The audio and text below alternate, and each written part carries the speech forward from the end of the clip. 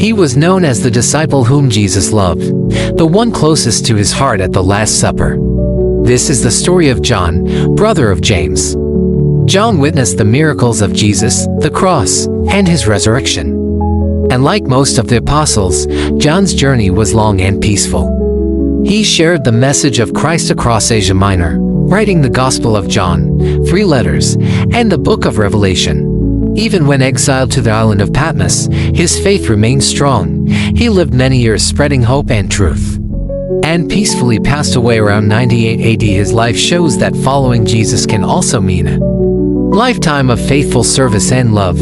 John's faith endured for decades, proving that loyalty to Christ is not just about sacrifice, but steadfast love. Share this if you love and follow Jesus every day, and follow the Beatz Breaker for more inspiring Bible stories.